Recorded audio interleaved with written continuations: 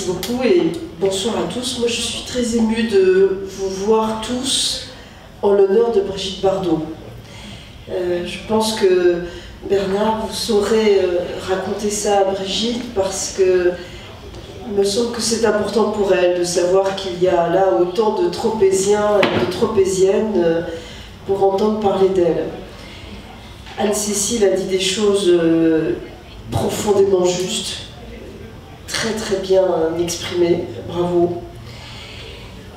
Personnellement, je voudrais dire que j'ai toujours aussi été sensible, je vais le simplifier comme ça, à la question animale.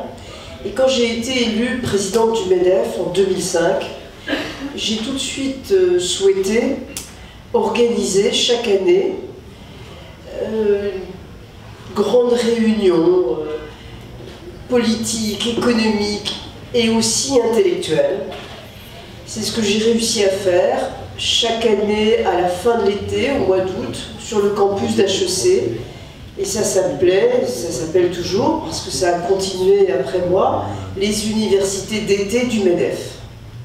Mais l'innovation que j'ai voulu donner, c'était de faire comprendre que les chefs d'entreprise pouvaient parler d'autre chose que d'économie. Et donc, avec ma sensibilité, dès 2005, j'ai voulu introduire le débat, la réflexion sur la question animale. Parler de la question animale avec des chefs d'entreprise, ce n'est pas simple.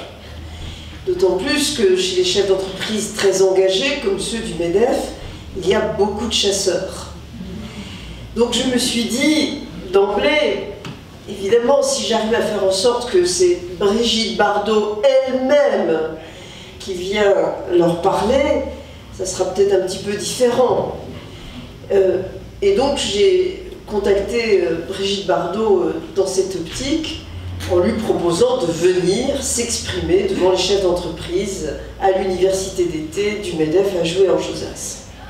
Alors évidemment, comme Anne-Cécile l'a parfaitement évoqué, la sauvage Brigitte Bardot, qui n'aime pas du tout prendre l'avion pour venir à Paris, a décliné cette invitation, mais avec une lettre reçue par fax, magnifique, avec cette calligraphie qui est unique, qui caractérise, c'est une police qu'aucun ordinateur ne sera jamais capable d'imaginer.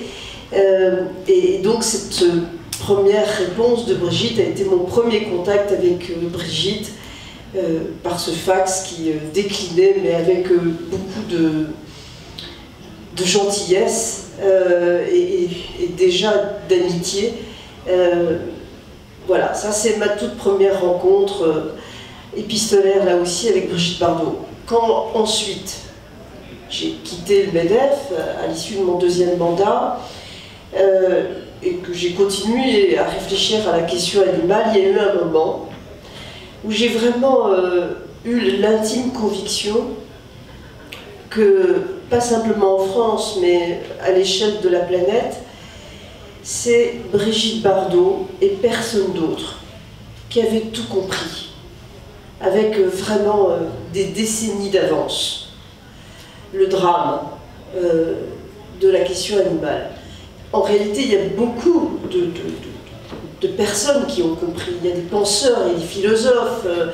On peut parler du Dalai Lama, on peut parler de tel écrivain. Mais je ne sais pas si quelqu'un a autant exprimé, aussi fortement, avec autant de puissance, le drame que vivent les animaux que Brigitte Bardot. Donc en pensant à tout cela, j'ai voulu reprendre contact avec elle. Et là, il m'est arrivé la même magnifique histoire qu'Anne-Cécile.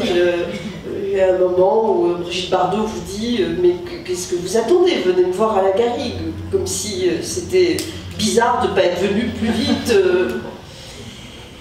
Puis ensuite, évidemment, les conversations, les échanges ont permis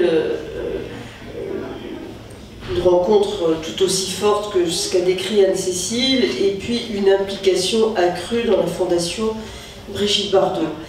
Et là, je voudrais simplement rajouter 2 ou 3 caractéristiques, en plus de toutes celles exprimées par Anne-Cécile, qui sont toutes juste, pertinente. Moi, je voudrais vous dire d'abord que même si c'est vrai que Brigitte, c'est d'abord une intelligence émotionnelle poussée à l'extrême, c'est pas simplement de l'intuition, c'est aussi de la réflexion. Alors, elle n'est pas calculatrice, ça c'est vrai, elle ne fait pas ça en se disant « si je fais ça, après va se passer ça ». Mais c'est quand même aussi, en plus de son émotion, c'est aussi une pensée.